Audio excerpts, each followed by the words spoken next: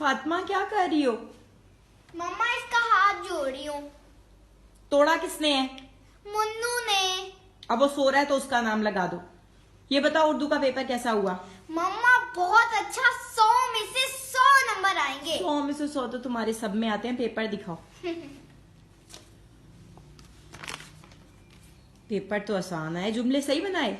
बहुत अच्छे। खराब का क्या जुमला बनाया?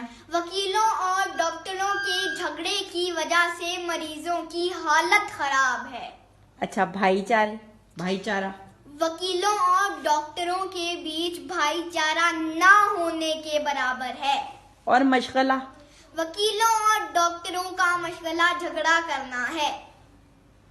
हर में वकील। अच्छा, हम आवाज अल्फाज बताओ। दलील, वकील, हबीब, तबीब, पड़ताल, हड़ताल।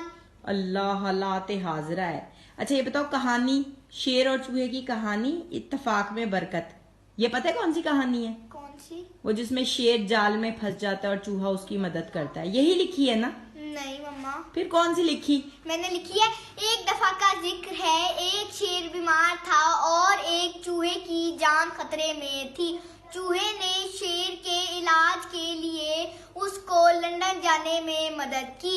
अब ना शेर बीमार है और ना चूहे की जान खतरे में। नतीजा इत्तफाक में बरकत। ये कौन